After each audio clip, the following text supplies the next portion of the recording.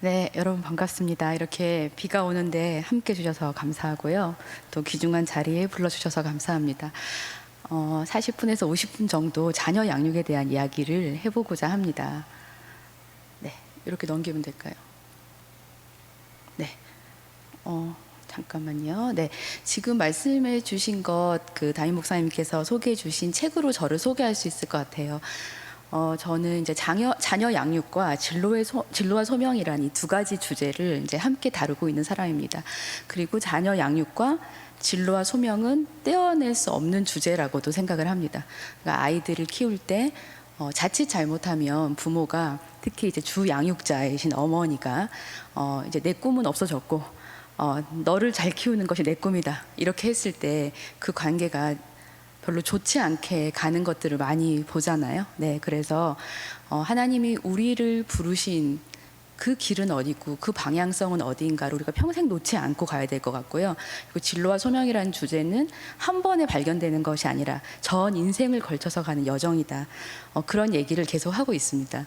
그리고 오늘도 가져왔지만 저는 이제 오늘은 기질에 대한 얘기를 많이 하지 않겠지만 이 책에 이제 기질 얘기들이 많이 나옵니다. 특별히 두 파트로, 하나는 이제 아동 양육시설의 실무자를 위한 책인데 제 마음에 이렇게 취약계층이라고 말할 수밖에 없는 다른 용어가 있으면 좋겠어요. 네, 이제 그 어려운 아이들에 대한 마음이 계속 있어서 그 방면으로 책을 계속 쓰고 있고, 또 이제 부모용으로도 책이 나왔습니다. 네, 그리고 저는 이제 아름다운 작당이라는 후원 행사를 개인적으로 2년 정도 하고 있습니다. 왜냐하면 10대에 이제 이 어려운 아이들이 20대가 되고 30대가 되어도 실제 부모의 지원이 필요하고 사회적인 지원이 필요한데 정말 사각지대에 내던져지는 청년들이 많더라고요.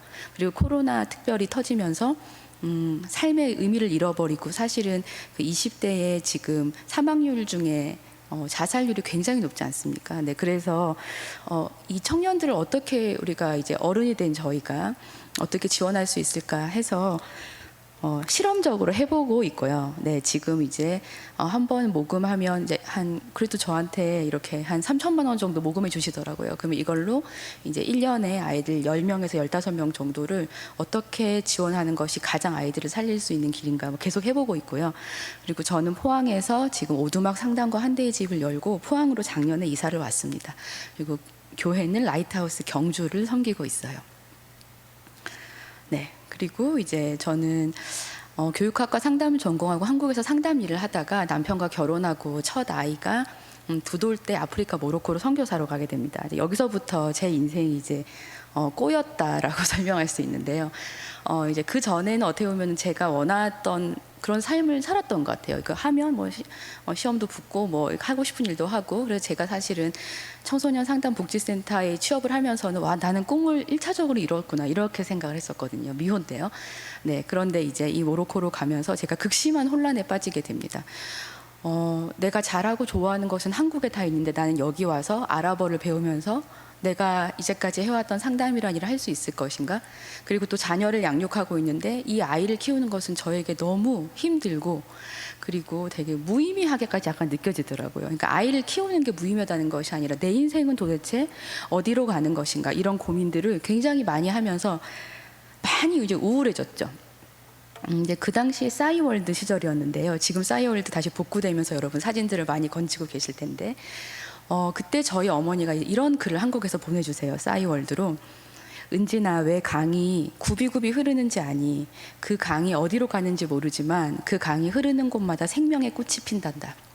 근데 제가 그 글을 보고 엄청나게 많이 울었던 기억이 납니다. 나는 그 전까지는 뭔가 직선 인생을 살았던 것 같다. 근데 여기서부터 아이를 키우고 이제 어디로 가는지, 내 인생이 어디로 가는지 목표가 없으니까 계획을 세울 수도 없고, 이런 삶이 계속 반복되는가에 대한 불안과 초조함과 또 어려움이 있었거든요. 그런데 강이 어디로 가는지 모르지만 그 강이 흐르는 곳마다 생명의 꽃이 필 수 있다면 나의 삶이 의미가 있을 수 있겠구나 하는 생각을 제가 거기서 이제 처음 패러다임 전환을 하게 됩니다. 그렇지만 힘든 건 이제 사실이었죠. 그래서 제가 이제 4년 동안의 선교사 생활을 이제 접게 돼요. 저희 남편의 말로는 아무리 일으켜 세워도 제가 계속 넘어지더라는 거죠. 그래서 이제 아내의 정신 건강이 도저히 안 되겠다 해서 한국으로 돌아오게 됩니다. 그러면서 저는 이제 남편이 선교사를 헌신했던 그 발목을 잡았다는 이 자책감과, 그리고 나는 왜 그렇게 쓰러질 수밖에 없었는가 하는 것을 계속 좀 성찰했던 것 같아요. 처음에 왔을 때도 잘 모르겠더라고요. 몇 년간 왜 나는 그렇게 힘들었을까? 그리고 나는 거기서 무엇을 배웠나는 것을 조금씩 정리하기 시작했는데요. 첫 번째로는 저는 빈과 두잉의 삶 중에서 두잉의 삶만 살았던 것 같아요. 내 존재로 어떻게 사는지를 몰랐고, 사실 아프리카에서도 주님은 제게 계속 은진아 너 아무것도 하지 않아도 괜찮아, 은진아 너 여기서 예배드리고 사는 것만으로도 괜찮아, 내가 너를 사랑해, 이런 메시지가 있었지만 저는 아니에요 하나님, 제가 뭘 해야 되죠, 제가 주님을 위해서 뭔가를 해야 되는데 여기 살 수 있는 게 아무것도 없어요. 네, 이렇게 하면서 어떻게 보면 또 저희 어머니의 메시지, 너는 나처럼 살지 말라는 이 메시지에 같이 이제 이렇게 시너지를 냈던 것 같습니다. 그러니까 전 첫 딸이고, 어머니는 저에게 참 존경스러운 어머니시지만 어머니의 사회적 성취를 하지 못하셨던 그 어떤 안타까움이 있었기 때문에 저에게는 너는 커리어우먼으로 살아라 하는 메시지가 굉장히 강력했고, 제가 그것을 한 번도 의심하지 않고 저는 그렇게 살아야 한다고 생각했는데, 여기 가서 이제 제가 이 문제에 맞닥뜨리게 된 것이었죠. 그다음에 두 번째로 이제 이 같은 맥락에서 하나님께서 저에게는 네가 생각하는 것보다 네가 부모로 사는 것이 굉장히 중요하다는 지속적인 메시지를 주셨는데, 제가 그때는 아니에요, 전 잘 모르겠어요, 제가 이렇게 매일 아이들 기저귀 갈고 이게 무슨 의미가 있어요 이렇게 했지만, 돌아와서 계속 생각하면서 그 시절이 나에게 참 부모됨을 가르치는 첫 시기였구나 하는 생각을 이제 하게 되었습니다. 그러면서 조금 더 깊이 요 근래에 이제 묵상한 지점은 성육신에 대한 생각을 작년부터 계속 한 것 같아요. 그러니까 성육신 하면 어떻게 보면 낮아지심이라는, 하나님이 인간과 인간의 어떤 뱃속에 들어오시는 낮아지심을 생각했는데, 또 하나의 측면은 제약을 스스로 입으심의 측면이 있구나. 네, 어디도 계시고 무엇이든지 할 수 있으신 분께서 잠을 자야 되고 피곤하니까 먹어야 되고 쉬어야 되고 이런 인간의 몸에 갇히셨다는 것은 어떻게 보면 있을 수 없는 일이잖아요. 그런데 하나님께서 사람의 몸을 입고 예수님으로 오셔서 그 제약 속에 갇히셨기 때문에 할 수 있으셨던 일은 나병 환자를 만져주시고, 저기 사진처럼, 그리고 또 자기를 배신하고 떠난 그 제자들을 위해서 물고기를 구우시면서 갈릴리 호숫가에서 나랑 같이 먹자, 이렇게 초대하시는 그 일을 하실 수 있으셨다는 거죠. 그래서 저는 이 자녀 양육이라는 것이 사실 굉장히 제약 속에 우리를 가두는 큰 요인 중에 하나거든요. 특히 아이들이 어릴 때는 여러분 아시잖아요. 거의 24시간 상살 없는 감옥에 갇혀 있는 것처럼 카페도 제대로 한번 못 가고 목욕탕도 제대로 한번 못 가는 그런 상황 속에 있고, 또 저도 아이들이 많지만 얘네가 다 크면 뭐가 될 것 같은데, 아니면 내가 여기가 아니면 뭐가 될 것 같은데, 이런 제약을 우리는 항상 벗어나야 된다, 혹은 제약이 없어져야 된다라고 저도 생각했던 것 같아요. 그런데 예수님은 이 제약 속에서 그분의 일을 모두 성취하고 가셨다는 거죠. 그러면 자녀를 키우는 우리가 지금 내가 대전에 살고 있고, 내가 지금 이런 상황에 살고 있고, 아이들이 몇이고, 아이가 이렇게 어리지만 혹은 이렇게 크고 말 안 듣고 말썽 부리지만, 이 제약 안에서 우리가 하나님의 사람으로서 어떻게 살 수 있을까를 다시 한번 고민해 보는 시간이 되었으면 좋겠습니다.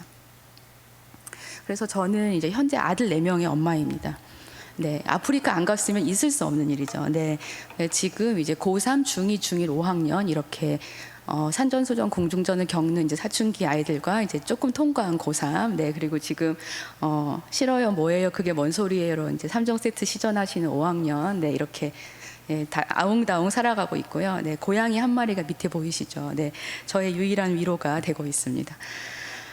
네, 자, 그러면 자녀 양육의 실제에 대한 얘기를 좀 더 해보도록 하겠습니다. 제가 이런 질문을 드려볼게요. 자녀가 사랑스러울 때는 언제세요? 네, 이렇게 물으면 딱 떠오르시는 게 뭐예요? 잘 때, 그죠? 네, 모두 동감하실 거예요. 낮에는 너무 힘들었는데 걔가 잘 때 보면 막 발을 잡고 내가 미안하다 얘야 다시는 안 그럴게요. 또 그 다음날 되면 다시 회전문을 열고 반복하는 이런 삶을 살죠.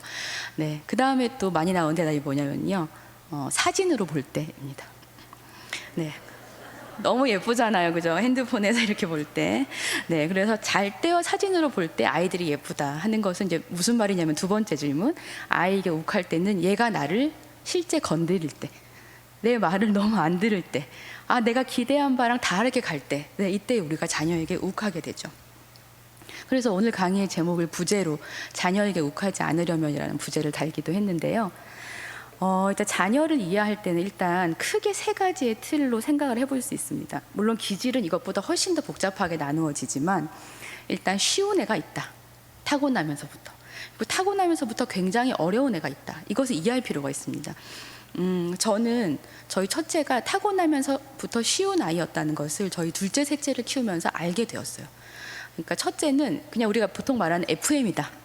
네, 그래서 그냥 말을 하면 좀 듣고, 좀 이제 고집이 부려도 그만해야지 이렇게 하면 그다음 안 하고. 네, 그래서 저는 이렇게 길거리에 가면 막 이렇게 뒤집는 애라든지 부모한테 막 이렇게 대드는 아이라든지 하면 제 속으로 저거는 부모가 뭔가 문제가 있었을 거야라고 교만하게 생각했었던 것이 사실입니다. 네, 근데 저희 둘째, 셋째가 태어났는데 이게 엄청난 어려운 아이들인 거예요. 그러니까 우리가 보통 어렵다고 할 때는 뭐 이런 것들 얘기하죠. 뭐 지속성이 강하다. 그러니까 아무리 말해도 안 듣는다. 예, 그거를 끝까지 해야지 꺾는다.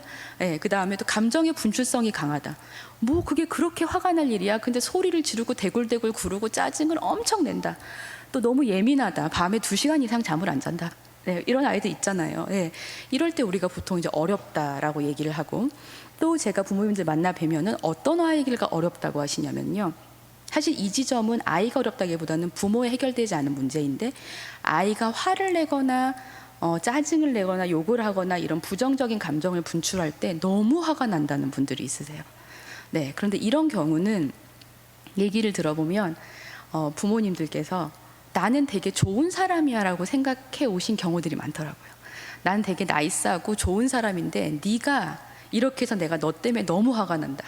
근데 사실은 조금 더 껍질을 벗겨보면 내가 자라면서 너무 모범생으로 자랐구나. 내가 나의 화나 짜증이나 힘든 감정을 그냥 누르면서 살았구나. 그래서 바깥으로 봤을 때는 굉장히 선하고 좋은 사람이라는 그런 얘기를 듣는데 우리 애가 이럴 때 내가 도저히 이 감정들을 감당해낼 수가 없구나. 이런 지점에서 어려운 지점이 많이 발생을 실제 하더라고요. 네, 근데 이 지점은 사실은 부모가 해결해야 될 지점입니다. 그래서 아들 하나가 어려운 경우가 가장 어려운 것 같아요. 왜냐하면 애가 처음이라서 이 애가 비교 대상도 없고 또 엄마가 주 양육자인 경우에 아들이라서 또 다른데 이게 내 문제인지 제 문제인지 잘 구분이 안 된다. 네, 그래서 저는 우리 아이가 쉬운 아이다 하면 다른 사람의 자녀 양육에 토를 달면 안 된다고 생각합니다. 네, 그냥 교회 감사원금 많이 하시고요. 네, 그리고 감사하고 키우시면 되고, 아이가 어렵다면은 부모가 어떻게 보면 굉장히 더 성장해야 되는 지점으로 하나님이 이끌어 가시는 거라고 볼 수 있는데요. 그래서 저는 아직도 가야 할 길이라는 이 책을 참 좋아하는데, 이 책에서 그 스카페 박사가 이렇게 말하잖아요. 진정한 사랑은 영원히 자신을 성장시키는 경험이다. 이것을 사랑의 정의로 두고 있습니다. 그러니까 사랑이라는 것은 그냥 내 애니까 예쁘고 우쭈쭈와 이런 게 아니고, 그런 애도 있지만 안 그런 애도 있잖아요. 여러 명 키우시는 분 편애라는 주제가 꼭 등장을 하게 되죠. 그런데 편애는 아이에게 티내지 않고 하는 것이 부모의 예술적인 능력이고, 그렇지만 우리가 이 아이를 위해서 기도해야 되고 정말 난 얘를 정말 기도하지 않으면 사랑할 수 없다. 그런 마음이 드는 아이들이 있다는 거죠. 뭐 배우자도 마찬가지입니다. 그래서 진정한 사랑은 내가 그 사람의 성장을 위해서 나를 깨트리는 경험이다. 이것이 사랑의 정의이고, 그래서 사랑은 굉장히 고통스러운 과정이다라고 생각합니다. 험하고 높은 길이라고 생각해요, 저는. 그래서 저는 요즘 아이들이 사춘기 들어오면서 저희 집도 뭐 굉장히 여러 가지 일이 있고 하고 전화도 받고 뭐 여러 가지 일들이 있습니다. 그러면서 제가 제 인생의 목표를 바꿨습니다. 네, 뭐 목표라고 특별히 있지도 않았지만 저는 사랑을 배우다 가는 거를 목표로 삼기로 했어요. 네, 그래서 제가 조금 더 커지고 제가 조금 더 성장하고 아이들보다 큰 그릇이 될 수 있다면, 그리고 우리 아이들을 넘어서는 세상의 아이들을 품을 수 있다면 그게 저의 인생의 목표가 돼도 되겠다, 이런 생각을 하고 있고요. 이제 성경적 자녀 양육이라는 주제로 좀 들어와 보면은요, 사실은 이 주제로 이렇게 정확하게 찍어서 강의를 요청하시는 교회도 있으세요. 그럼 되게 참 어렵더라고요. 그러니까 성경적 자녀 양육은 성경에서 뭐 모세의 어머니, 뭐 누구의 아버지를 예를 들기도 참 쉽지 않고요. 제가 이제 생각한 성경적 자녀 양육을 좀 얘기해 보면은요, 우리가 성경적 자녀 양육을 얘기할 때 한 축은 가정 예배, 뭐 암송, 큐티 이런 것들을 훈련시키는 것으로 성경적 자녀 양육을 이해합니다. 굉장히 필요한 훈련이고 아이들이 특별히 어릴 때 잘해야 되는 훈련이라고 생각해요. 근데 제가 사춘기 돼 보니까 애들이 이거 열심히 했다고 또 뒤에 가서 그 잘하는 건 아니더라고요. 네, 그럼에도 불구하고 아이들의 DNA 속에 들어있는 것 같아요. 그러니까 한쪽은 이렇다. 그러면 두 번째 축은 뭐냐면은 하나님과 나의 관계, 하나님과 여러분의 관계를 나와 자녀의 관계에서 닮아가는 것인 것 같아요.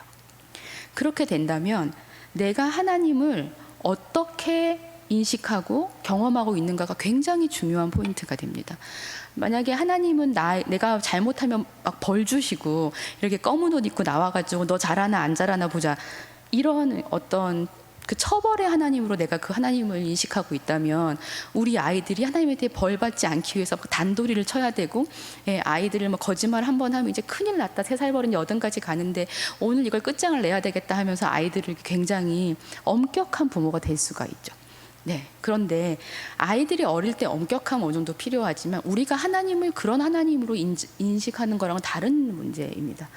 네, 그래서 저는 어떤 이런 상태에 머무시는 부모님들도 많이 보거든요. 자, 요 근래에도 어느 홈스쿨 모임에 갔는데, 거기 어머니께서 이제 계속 우리 아이들이 학교의 아이들이랑 게 어울려가지고 이게 이제 어떤 사탄의 문화에 물들고 막 그런 얘기를 너무 많이 하셔가지고 제가 아이들한테는 어느 정도 구별성이 필요하지만 정말 어머님이 그렇게 생각하시는 건 아니죠.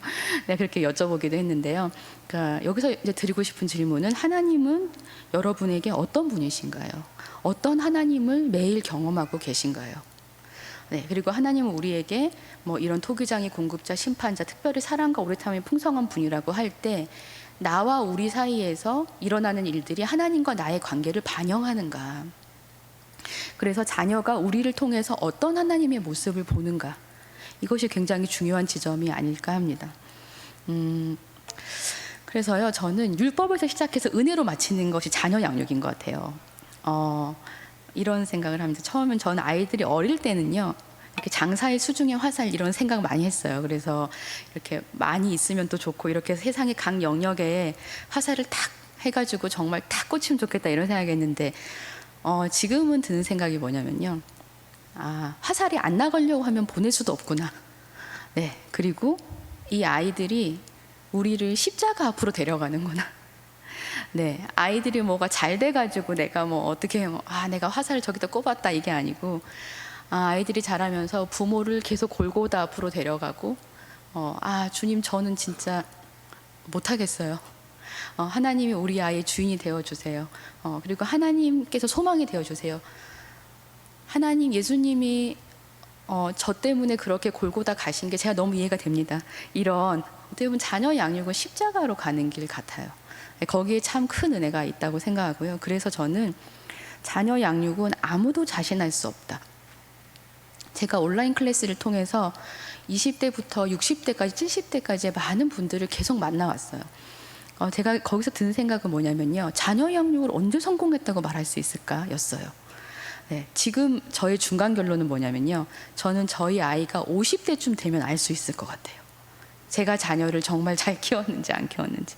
왜냐하면 10대, 20대에 굉장히 모범생으로 자랐던 청년들이 30대, 40대 뒤에 와서 완전히 다른 삶을 사는 경우를 제가 너무 많이 보고요. 그 중에서 교회 부흥회하면 제일 앞자리에 앉아 있었던 모범생들, 한 번 다 바깥에서 한 번씩 구르고, 네, 주님이 없다 나가고, 그러다가 또 다시 돌아오죠. 근데 그 돌아온 시점 우리가 모른다는 거죠. 그러니까 우리 아이가 어떻게 잘 컸냐, 걔가 어느 대학을 갔냐, 혹은 뭐 걔가 교회에서 어떻게 살았냐, 이런 것이 진정으로 결론나는 때는 언제인가. 어떻게 보면 제가 하늘나라 가서 이후일 수도 있을 것 같아요.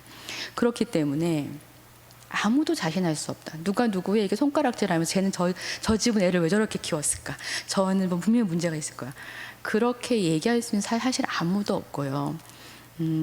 부모인 우리가 하나님의 은혜에 기대어 살고, 그리고 아이들이 조금 더 나이가 들면 부모인 우리가 다시 소명 앞으로 나아가고, 그래서 내 인생을 주님 앞에 드리고 그 소명의 길을 걸어가는 모습을 자녀들이 보고 그것을 자녀와 함께 기도하고, 그래서 하나님의 살아계심을 우리 가정 가운데서 경험하고, 와 진짜, 와 하나님 진짜 응답해 주셨네. 아니면 하나님 왜 이렇게 응답 안 해주세요? 엄마 아빠 어떻게 생각하세요? 이건 더 기도해 봐야 될 것인가 봐.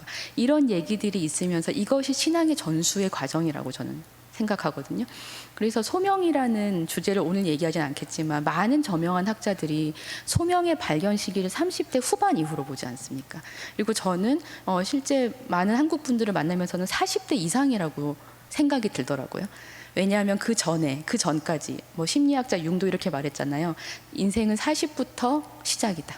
40 전에 리서치다 그랬죠. 왜 리서치냐? 내가 어떤 사람인지를 계속 알아가는 과정인데, 10대, 20대는 머리로 자기를 안다는 거죠. 근데 20대, 30대, 40대를 지나면서 내가 결혼도 하고 아이도 낳고 직장도 다녀보고 때려치기도 해보면서, 와 내가 진짜 이런 사람이구나. 내가 생각한 거랑 내가 사는 건 엄청 다르구나. 그래서 여러분도 어떻게 보면 사람의 말과 글을 믿으시지 않으시잖아요. 그 사람의 결정을 보면 그 사람을 알잖아요.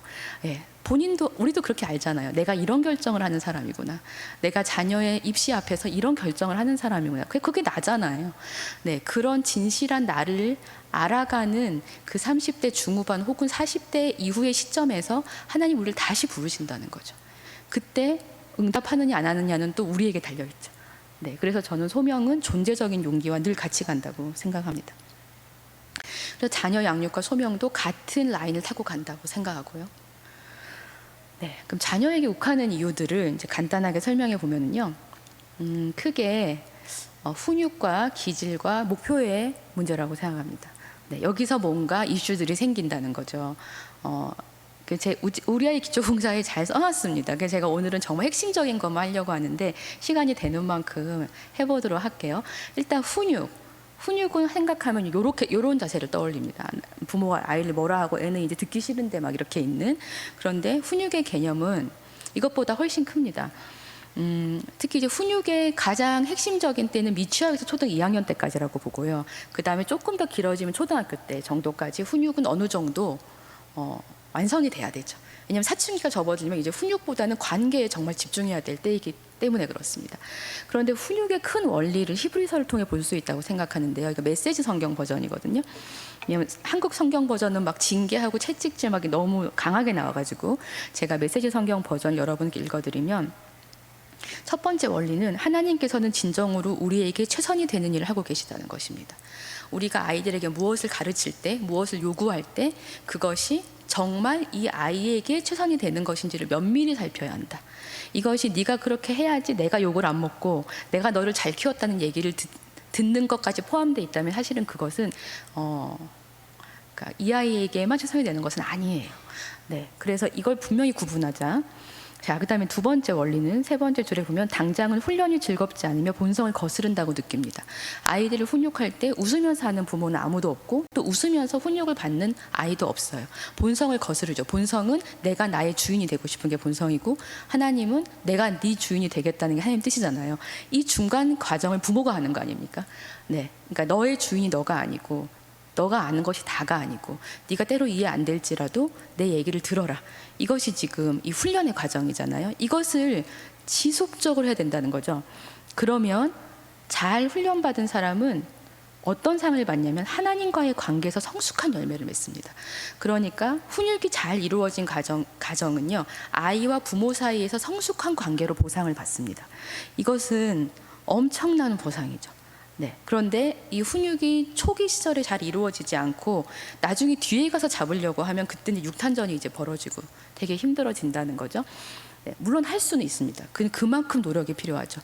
그래서 훈육을 할 때는 기억해야 될 것은, 자녀는 미성숙하다, 완전하지 않다는 얘기가 아니라 아이는 어리니까 시행착오를 반복한다. 근데 시행착오를 반복할 때 너 또 잘못했어? 너 귀 먹었어? 너 지금 내 말이 말같이 안 들려? 이렇게 지적하는 것이 훈육의 정의가 아니라 아이의 성장을 돕는 과정을 지속적으로 하고, 부모는 이 아이의 헬퍼가 되는 것이 저는 훈육의 과정이라고 보고요. 그래서 이 시행착오를 어떻게 양육자가 다루느냐가 가장 중요하다. 아이를 손바닥 위에 좀 놓고 보셔야 된다는 거죠. 또 그랬어가 아니라 그럴 줄 알았죠. 당연히 그렇죠. 그런데 그것을 또 말로 너 그럴 줄 알았어 이렇게 하자는 말이 아니라 우리는 마음에 그것을 알고 있고 아이의 성숙을 돕는 과정이라는 것입니다. 그래서 훈육할 때는요, 이 부모의 상이 되게 중요한데요, 이 부모의 4가지 유형에서 권위 있는 부모가 되기를 제가 바라는 거예요. 이건 뭐 이론적으로도 다 나와 있죠. 애정과 통제가 적절히 있는, 관대함과 단호함이 함께 있는 권위 있는 부모로서 훈육을 해 이게 먹힌다는 거죠, 아이한테. 네, 그런데 권위 있는 부모 밑에 권위주의적인 부모, 통제는 강한데 애정은 약한, 그러니까 말하면 들어, 일절 토달지 마, 아빠 말이면 끝이야, 이런 권위주의적인 부모 밑에 자란 사람들이 굉장히 권위에 대한 분노가 크고, 그래서 이분들이 이제 나이가 들면 상사랑 계속 부딪히고, 권위자가 무조건 싫고, 이런 일들이 발생하면서 이 권위주의적인 부모 밑에 자란 분들이 부모가 되면 허용적인 부모가 되고 싶어 합니다. 내가 아이랑 친구처럼 지내야지. 근데 아이랑 친구처럼 지내는 것은 실제 불가능한 일이거든요. 아이랑 친구처럼 지내는 것은 아이들이 사춘기 시절 정도 가야 가능하다고 봅니다. 그래서 하나님이 우리에게 좋은 권위자이시잖아요. 하나님이 우리에게 좋은 권위자이신 것처럼 우리가 아이들에게 좋은 권위자로 서 있을 수 있으면 정말 좋겠다. 우리가 살면서 좋은 권위자를 만나본 일이 많이 없거든요. 그래서 우리 목사님 그러실 것 같고, 또 여러분이 그렇게 되시면 너무 좋겠다 생각을 합니다. 네, 그 훈육의 연령별 단계를 잠깐 짚고 넘어가면, 제가 1시기가 제일 중요하다 했잖아요. 돌보면서 권위를 가르치는 시기. 일단 이때는 노 하면 노가 들어져야 하는 시기라는 뜻입니다. 그런데 노를 너무 많이 하는 집은 아이가 노를 안 듣습니다. 안 돼, 안 돼, 안 돼, 안 돼, 안 돼, 안 돼. 이런 집은 안 돼 하면 아이가 그때도 짜증이 나기 때문에. 네, 그래서 1세부터 7세까지 이때 조부모님의 역할이 굉장히 중요합니다. 여기 할아버지, 할머니들 계시는데, 네, 부모가 손자, 손녀를 양육하려고 하실 때, 안 된다, 애가 어릴 때 뭘 안다고 하고 데리고 가시면 안 된다. 네, 그 아이가 어릴 때 다 안다. 그렇게 그때 이제 안 된다 해가지고 훈육을 전혀 못하고 초등학교 때 등치가 컸는데 그때 아무도 감당할 수가 없거든요. 네, 그리고 2번째 시기, 이제 초등학교 시기죠. 함께 애쓰며 인생의 원칙을 만드는 시기. 이 시기에 왜 제가 함께 애쓰며란 말을 썼냐면, 이때 여러 가지 사건 사고가 많이 일어나기 때문입니다. 아이들이 이제 몸도 크고 마음도 크고 또 내가 타고난 기질대로 막 해봐요. 네, 그래서 진짜 여러 일이 계속 일어납니다. 네, 그때 저는 이렇게 생각했어요. 진짜 몇만 번을 해야지 끝이 나는 건가? 네, 이렇게 생각을 했는데 이제 몇만 번을 하긴 해야 되는 것 같아요. 근데 그렇게 하면서 인생의 원칙을 만드는 거예요. 이건 그렇게 하는 게 아니야. 친구 관계에선 이렇게 하는 거지. 네가 친구 좋다고 이렇게 막 사주면 안 돼. 아니면 네가 마음에 안 든다고 해서 걔를 그렇게 때리면 안 돼. 그런 것들을 계속 얘기하는, 양육자가 시행착오를 어떻게 다루는가가 명확하게 드러나는 시기가 초등 시기. 그런데 이 시기까지 잘 보내시면요, 사춘기는 이제 뒤로 물러나는 시기가 됩니다. 중2, 3부터는요. 네, 그런데 사춘기에 엄청난 갈등을 겪고 있는 가정들이 많으세요. 그래서 SOS도 많이 옵니다. 그러면 제가 물어보죠. 이 시기를 어떻게 보내셨어요? 아이랑 초등학교 시절을 어떻게 보내셨어요에 어떤 그 열쇠가 있는 경우가 많습니다. 네, 그래서 부모의 통제력은 이렇게 밑으로 내려가고 아이의 주도권이 위로 올라가면서 이렇게 교차하는 시점이 중2, 3 정도라는 거예요. 그러면 아이에게 계속적으로 자기 인생에 대한 키를 줘야 되는데, 부모가 얘를 꼭 성공시켜야 돼, 얘를 어느 대학에 보내야 돼 해서 촘촘하게 관리하면서 부모의 통제력을 내리지 않을 때, 나중에 사춘기가 됐고 아이들이 부모보다 키가 크고 이제 뭔가 물리적으로도 넘어버리게 되면 어떤 이 저항의 정도가 그냥 짜증의 정도가 아니라 막 식탁을 엎고 부모에게 쌍욕을 하는 이제 이런 일들이 많습니다. 네. 바깥으로 얘기하시지 않으셔서 그렇지. 그래서 그런 것들이 저는 그 부모의 통제력을 내리지 않은 결과라고 생각을 하거든요. 아이의 인생의 주도권이 아이에게 있다는 것을 점점 알려주시고, 중2 때가 안 되면 대2병이 있잖아요. 네, 그리고 이제 그 다음에 뭐 헬리콥터 부모 되실 건 아니시잖아요, 그죠? 그래서 아이에게 인생의 주도권을 넘겨주시는 이것이 혼자는 되게 불안하거든요. 그래서 함께 저는 교육적인 어떤 모임, 교육 공동체, 가치관을 함께하는 이런 연대가 교회 안에서도 계속 일어나야 된다고 생각합니다. 네, 훈육의 5가지 방법은 제가 설명은 안 할게요. 이렇게 5개가 있는데 책에 있고요. 근데 왜 이렇게 다양하게 좀 열거를 해놨냐면은, 어떤 때 어떤 걸 써야 되는지 여러 가지 패를 부모가 갖고 있어야 된다는 거죠. 아, 이때는 이거구나. 또 같은 것도 기질이 다르면 통하지 않기 때문에 아, 이건 이거구나. 이렇게 부모가 더 지혜로운 양육을 할 수 있는 그런 지점들이 많이 필요하다. 그리고 아이가 크면 아이가 모두 초등학생 이상이다. 그러면 이제 요청하고 협상하는 방법을 배우는 시기로 들어가게 됩니다. 그래서 가족회의를 저는 굉장히 강력하게 주장하고요. 가족회의를 한다는 게 뭐냐면, 그러니까 지시가 있는 것이 아니라, 지시만 있는 게 아니라 부모가 어떤 지시를 하면 아이는 이걸 들을까 안 들을까만 생각해야 되거든요. 근데 가족회의는 너의 의견을 가져와라 해서 시작하기 때문에 아이들이 훨씬 더 어렵습니다. 그 부모도 뭐 생각 많이 해야 되거든요. 그런데 왜 이렇게 해야 되냐. 우리가 아이들이 자라면서 금지를 할 일이 많이 생깁니다. 이거 뭐 하면 돼요. 뭐 사주세요. 뭐 어디 가도 돼요. 이런 일이 있을 때 금지의 두 가지 종류가 있다는 거죠. 좋은 금지는 아이가 지킬 수 있는 것을 제시하면서 상의해서 정한다. 사춘기 들어오면 무조건 거의 99%는 좋은 금지로 가야 됩니다. 나쁜 금지는 아이가 지키기 어려운 것을 제시하면서 일방적으로 정한다. 너 어제 공부 안 했으니까 오늘 5시간 해. 핸드폰 내놔. 이렇게 해서 안 된다는 거죠. 네, 그런 좋은 금지를 하려면 상의해서 정해야 되잖아요. 그러니까 계속 이 과정이 반복되어야 되는데, 그럼 이렇게 얘기할 수 있죠. 그걸 왜 하냐, 귀찮게. 애들 그냥 딱딱 해가지고 딱딱 말 듣게 시키면 되지. 자, 여러분, 우리 인생을 한번 생각해 보세요. 또 다른 분이 생각할 때 저 사람은 인생을 진짜 잘 산 것 같다. 잘 사는 것 같다.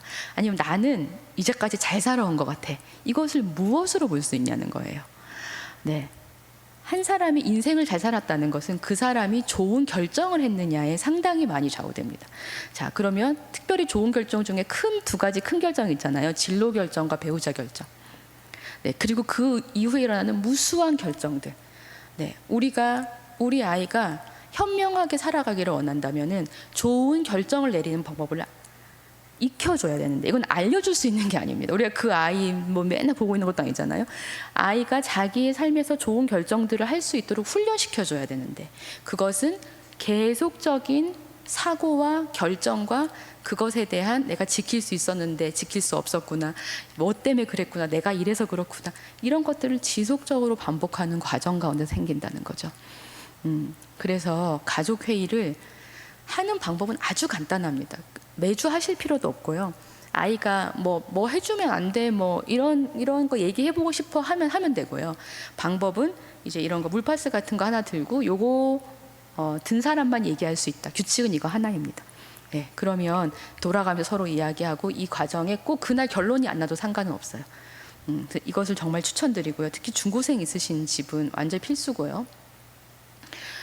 그래서 헛똑똑이 부모의 3가지 핵심 증상이 있습니다. 나는 애를 되게 잘 키웠다고 하는 것 같은데 애랑 계속 관계가 삐뚤어진다. 그러면 이거를 조금 체크해보자. 첫 번째는 정서적으로 차갑지 않은가. 네, 아이랑 했어 안 했어의 대화가 100%인가. 네, 아이의 마음에 대한 대화는 안 한다. 네, 그러니까 했어 안 했어 하니까 아이들 이제 노예 상인 피해 다니듯이 피해 다닌다. 그다음에 2번째, 거기다 엄격한 도덕성까지 있다. 안 되는 게 너무 많다. 뭐도 안 돼. 예, 그래서 아이들이 이제 숨 쉴 구멍이 없다. 그다음에 3번째, 남이 우리를 어떻게 생각할까? 남이 나를 어떻게 생각할까? 남이 우리 가정을 어떻게 생각할까에 대한 지나친 체면의식이 있다. 이 3가지가 짬뽕이 되면 관계는 애써도 잘 안 되는구나라고 볼 수 있겠죠. 그럼 반대로 하면요. 정서적으로는 따스하게, 또 어느 정도 약간 경계를 좀 낮추고, 사춘기 때 그렇게 하는 거니까. 그리고 3번째는 남이 너를 어떻게 생각하든지 무슨 상관이야. 남이 우리 가족을 어떻게 생각하든지 무슨 상관이야. 우리가 중요하지. 내가 너를 사랑하지. 이 메시지가 계속 가야 된다는 거죠. 2번째, 기질인데요. 사실 저는 자녀 양육에서 기질이 차지하는 퍼센테이지가 50% 이상이라고 생각을 합니다. 저도 아들 4명이잖아요. 정말 4인 4색인데 제가 이 아이들의 기질을 이해하지 못했다면 엄청난 감정 노동을 했을 것 같아요. 참고 또 참고 이러다 또 폭발하고, 참는 것은 폭발을 무조건 갖고 오게 돼 있거든요. 예, 그래서 제가 책도 갖고 왔지만 기질은 좀 따로 또 공부해 보시면 좋겠다 생각이 들고, 여러 가지 툴이 있을 수 있죠. 그 다음에 3번째, 목표입니다. 나는 자녀에게 무엇을 기대하는가. 제가 이제 세미나 같은 걸 하면 이런 걸 여쭤봐요. 여러분 가정에 자녀 양육의 목표가 뭐예요? 예, 부부끼리 한번 얘기해 보고 오세요. 그러면 어떤 얘기를 하시냐면, 이런 얘기를 한 번도 해본 적이 없다. 혹은 얘기해봤는데 너무 다르더라. 막 싸웠다 얘기하다가. 예. 근데 사실은 목표가 우리가 하나님 닮은 아이 이렇게 할 수 있잖아요. 너무 좋은 목표잖아요. 예수님 닮은 아이. 그런데 그것이 진짜 목표인지 홍익인간 같은 목표인지 어떻게 알 수 있습니까? 예. 우리가 아이를 위해서 한다고 하는 그 결정에 그 지금 얘기한 목표가 영향을 미치면 실제 목표이고, 아니면 그건 그냥 있는 거고, 사실 나는 우리 아이가 좋은 대학 가고 성공했으면 좋겠다는 게 실제 목표라면 그게 진짜 목표인 거잖아요. 여기서 굉장히 저는 부모가 되게 정직해야 된다고 생각하는데요. 저는 제가 30대 때 부모 교육 이런 거 하다가 그만둔 적이 있었습니다. 왜냐하면 얘기를 계속 해보니까요, 자녀에게 주려고 하는, 부모가 자녀에게 주려고 하는 어떤 것, 혹은 그 아이의 인생을 살려고 하는 결정이 그 부모에게 가장 중요한 것이더라고요. 왜냐하면 내가 내 자식을 가장 귀하게 여기기 때문에 실제로 내가 가장 중요하게 생각하는 걸 주고 싶어 하더라고요. 그래서 거기서 이게 이파리를 건드리는 게 아니고 이 사람의 뿌리를 건드리는 것이구나 하는 것을 제가 알고 제가 부모 교육을 안 했죠. 30대 때. 이건 제가 할 수 있는 영역이 아니라고 생각했어요. 근데 제가 다시 이제 10여 년이 훨씬 지나서 다시 이 주제를 들고 왔을 때는 이제는 저도 좀 준비가 됐고, 진짜 부모로서 우리가 자녀에게 무엇을 기대하고 무엇을 주려고 하느냐가 실제 나구나. 네, 이 부분을 정확하게 볼 필요 있지 않나 하는 생각을 합니다. 사실 저도 이 영역에서 많이 흔들렸는데요. 제가 아프리카 모로코에 선교사로 가면서 이런 얘기를 많이 들었어요. 그냥 부모는 그래 지가 헌신해서 선교사가 됐는데 애는 무슨 죄냐는 거예요. 한국에 올 때마다 또 애는 무슨 죄니. 근데 사실 저도 그 말에 또 동의가 안 되는 게 아닌 게, 저희 집에 제가 진짜 갖고 싶었던 게 저런 거였어요. 한 벽에 있는 책장, 그리고 놀이터. 그런데 실제 우리 아이는 책도 없어요. 왜냐하면 책을 항공편으로 공수해야 하기 때문에 책을 구할 수가 없고, 거기 주재원분이나 선교사님들이 놔두고 간 책들, 그런 것 좀 한국 책들, 저희가 좀 몇 권 챙겨간 것들, 그 다음에 놀이터는 없어요, 동네에. 그래서 놀이터 미끄럼틀을 한번 타러 가려면 차를 타고 맥도날드가 되게 좋은 레스토랑이거든요. 맥도날드에 가서 하루에 저 미끄럼틀 타고 오는 거예요. 그러니까 제가 안 그래도 저도 마음에 자책이 되는데, 지금 이게 한국에 있으면 훨씬 좋은 교육 환경이 있을 텐데 내가 뭐하러 지금 아프리카까지 애를 데리고 와서 이 고생을 시키냐는 생각이 저도 드는데, 그런 말을 들으면 정말 많이 마음이 어렵더라고요. 그런데 이제 저희가 처음에 카사블랑카라는 대도시에 처음에 정착을 하고 나서 이제 더 안쪽으로 한국 사람도 아무도 없는 어떤 도시로 이사를 가자고 남편이 그럽니다. 제가 그때 난 못 간다. 나는 지금도 우리 애한테 너무 미안해. 우리 애들한테 너무 미안해. 나는 저긴 못 가. 그래서 제가 하나님께 기도하기 시작했죠. 하나님, 제가 저길 가야 되면 좀 알려주셔야지. 나는 진짜 이건 안 된다. 한국으로 돌아가면 돌아갔지. 막 이런 생각을 했었어요. 그런데 그때, 그러니까 제가 이 자녀 양육에 대한 깊은 고민을 이제 막 많이 한 거잖아요. 근데 그때 제가 모로코에서 만났던 어떤 할아버지 할머니 부부가 있으세요. 할아버지는 1974년에 영국에서 싱글로 왔고, 할머니는 74년에 미국에서 싱글로 와서 결혼해서 여기서 아이를 낳고 키우시는 선교사님이었어요. 그러니까 지금 애들 다 컸죠. 그때 이제 제가 이분들 만나서 애들 다 컸고, 4명이 다 컸고, 모로코에서 추방돼가지고 사우디 갔다가 추방되면 본국 가면 되는데, 사우디 갔다가 사우디에서 살다가 사우디에서 추방됐는데, 그러면 이제 그냥 미국이나 영국 가시면 거의 제 생각에 저명한 선교와 교수가 될 수 있는 분들인데, 다시 모로코에 와서 아무도 외국 사람이 없는 시골 마을에 들어가셨어요. 그래서 제가 이분들이랑 교제를 하게 됩니다. 그래서 제가 이 할머니를 붙들고 물어본, 할머니, 지금 우리 남편이 절로 들어가자고 하는데 제가 도저히 우리 애 때문에 들어갈 수가 없어요. 할머니는 지금 선교지 30년 이상 하시면서 본인 아이뿐 아니라 많은 선교사의 아이들을 보셨잖아요. 저한테 해주실 얘기가 없으세요? 그랬더니 이분이 저를 탁 떨어지게 보시더니 이러시는 거예요. 내가 다 봤지. 내가 홈스쿨링 하네, 현지 학교 보내네, 국제학교 보내네, 보딩스쿨 보내네, 본국으로 돌아가네, 다 봤지. 그런데 하나님이 다 쓰시더라, 그러시는 거예요. 제가 이 할머니를 붙잡고 엄청 거기서 울고, 저한테, 그래, 네가 아브라함 이삭을 바치는 것 같은 심정인 거 내가 안다. 그런데 네가 어떤 교육적인 선택을 하든지 그것이 하나님의 길이라면 너희 아이는 하나님이 다 쓰신다. 그래서 제가 며칠을 울고 이사를 갔지 않겠습니까? 이사를 갔는데 거기 유치원은 4살짜리 아이를 이렇게 가만히 앉혀두는 유치원인 거예요. 선생님이 막 소리를 지르면서. 그래서 제가 그 유치원을 그만두게 돼요. 그 생판 모르는 도시에 가서 애를 유치원을 그만두니까 제가 할 수 있는 일은 홈스쿨링밖에 없었어요. 그래서 제가 하나님 정말 나한테는 왜 피할 길을 안 주세요? 제가 이 아이 그러면 홈스쿨링까지 여기 와서 해야 돼요? 하면서 홈스쿨링을 시작하게 되었죠. 네, 그 첫 아이가 초등학교 4학년 때까지 홈스쿨을 하고 밑에 아이들도 좀 하고 뭐 지금 안 합니다만. 근데 제가 그 모든 과정을 겪으면서 지금도 저는 과정 중이지만 하나님이 저에게도 굉장히 크게 가르치셨고 제가 아이를 보면서도 하나님이 이 아이의 모든 것을 다 쓰신다. 아이의 달란트에 이 달란트는 아이가 타고난 것과 아이를 감싸고 있는 환경들이죠. 이 아이의 자원들인데 이 아이가 갖고 있는 것과 그가 누리는 것을 부모가 면밀히 관찰해서 점화해 주는 것이 교육의 원리이지 어느 대학에 가고 막 어느 고등학교를 가고 이 성적에 안 나오면은 뭐 어떻게 하고 사실 이렇게 이거는 정말 저는 그리스도인 부모의 가치관이 아니라고 생각하거든요.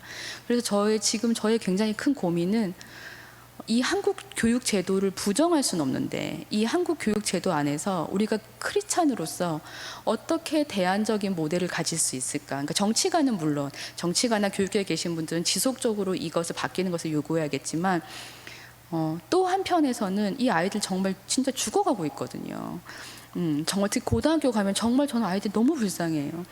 그런데 이 아이들 중에 잘하는 아이는 소수고 모두 다 루저예요. 이런 상황에서 우리가 그리스도인 부모로서 네가 거기서 잘해야지, 네가 열심히 안 해서 그렇지 노력을 더 해라고 얘기하는 것만이 우리 부모가 해야 될 일인가? 어떻게 보면 우리가 어떤 대안적인 모델과 시스템을 만들어 가야 될 일 아닌가? 여기 장자 학교가 있으시더라고요. 네. 그래서 그런 것들을 계속 좀 함께 고민하면 좋겠다는 생각을 또 오면서 했습니다. 마지막으로 정리를 하면은요, 부모는 아이보다 큰 그릇이 되어야 된다고 생각을 해요. 많은 어르신들도 이러시잖아요. 우리 부모가 나보다 그릇이 작으면 너무 괴롭다. 내가 할 말 못할 말 다 가려서 해야 되고, 우리 부모 뒤로 넘어가실까봐 기도 제목도 함께 못 나누고, 사실 저는 그게 너무 아쉬워요. 네, 내가 우리 부모에게 나의 신앙적인 고민들을 함께 얘기하고 내가 갈 길에서 내 소명의 길에도 함께 얘기할 때 그래 같이 기도해보자. 엄마 아빠가 뒤에서 지원하고 기도할게 아니고 큰일 난다 야야 네 지금 한국이 어떤지 아나 어디 뭐 거기 밖에 나가려고 안정적인 길에 있어라 이렇게 얘기하시는 부모 말고 예, 정말 이게 믿음의 길을 함께 가는 부모가 우리가 돼야 되지 않겠습니까? 그래서 저는 우리가 더 커지자 애들보다 그래서 자녀는 자녀의 길을 가고 부모는 부모의 길을 가자. 어떻게? 나의 큰 즐거움과 세상의 깊은 필요가 만나는 지점으로 하나님 우리를 계속적으로 부르시는데 왜냐하면요 하나님은 계속 부르셔요. 우리가 못 알아듣거나 혹은 순종하지 않을 뿐이지. 왜냐하면 성경에도 하나님의 은사와 부르시면 후회함이 없다 하잖아요. 네, 그런데 그 결정은 갑자기 네 할 수 있는 건 아니고요. 우리 삶에 지속적으로 불확실성을 계속 감내하면서 와 이건 진짜 위험한데 와 이거 될까? 하지만 주님의 손을 잡고 또 넘어가고 하면서 이것이 우리의 삶의 방식이 되는 거라고 생각합니다. 네, 나의 큰 즐거움, 세상의 깊은 필요가 만나는 지점으로 주님이 우리를 부르실 때 우리가 우리 아이들과 같이 주님 제가 가겠습니다 하고 발걸음을 옮기는 우리 되면 좋겠습니다. 네, 감사합니다.